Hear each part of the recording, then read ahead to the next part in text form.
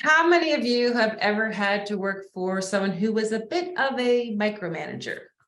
I have. It's not too much fun. So I have a call out to more of us becoming macro managers. And in a time of turbulent change, where we're all trying to figure out new ways of working, it behooves us to figure out how to work more as macro managers.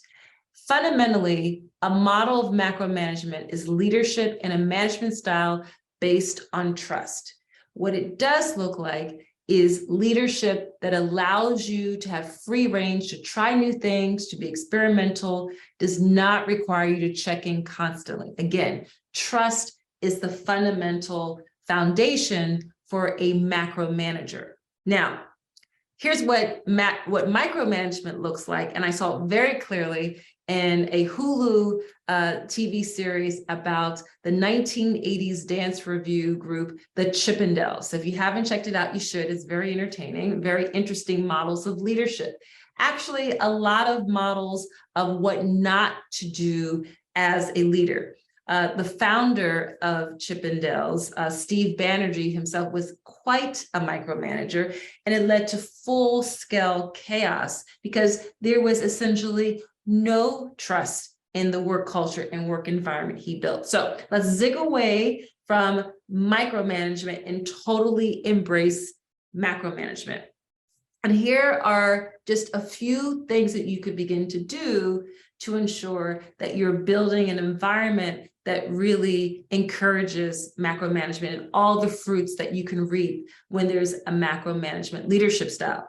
Number one, when there's macro management, rigor is really embraced. Now, rigor is not the same as rigidity.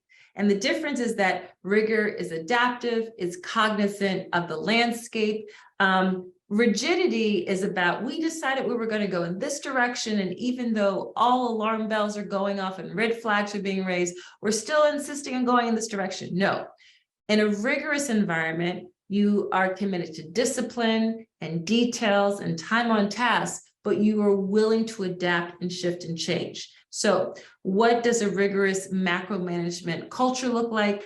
You allow for the space and time for people to do deep, quiet thinking and work so that their work becomes more generative, right? It's really hard to actually do rigor when you're constantly answering email and you're going from meeting to meeting. So create an environment that allows for rigor. Give people the space and the time to do the heads down work that they need to produce the best results.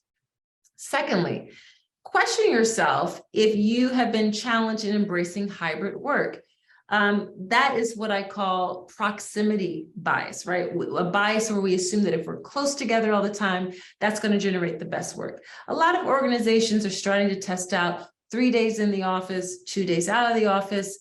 And what they're learning is something that a 2022 Gallup poll also learned, which is that in a hybrid work environment where there's trust, where you don't constantly have to be together to produce the best results, there's actually a lot more efficiency in the way that work is produced.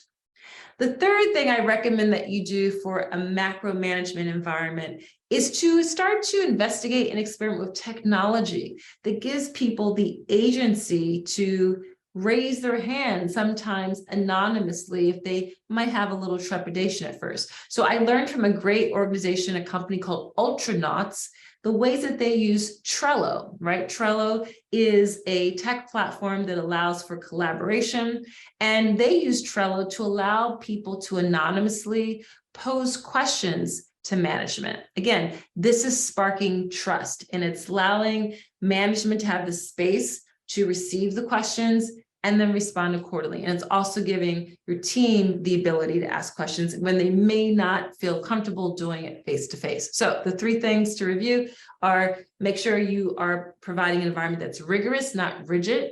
Make sure that you are allowing for people to have more flexible, fluid ways of working. And also make sure you're experimenting with technologies like Trello or even Notion in order to allow people that individual agency. And I want to end with a 5-question quiz. If you answer yes to 3 or more of the following 5 questions, you are well on your way to becoming a macro manager. Question number 1, I encourage my team to ask questions, yes or no? Question number 2, I incentivize my team with time or money to dream up big new ideas, yes or no? Number 3, I require my team to attend conferences in sectors outside of our norm in order to come up with new ideas, yes or no? Number 4, I like it when younger or newer team members lead meetings. In fact, I require it on a rotating basis, and I learn a lot by taking a back seat, yes or no? And finally, number 5, not only do I regularly review my team and give them feedback, but I also have instituted a feedback loop system where they're giving me feedback, yes or no. And feedback is a whole nother topic. It's really hard. But if you answered yes to at least 3 of those 5 questions, bravo, you're on your way to becoming a macro manager.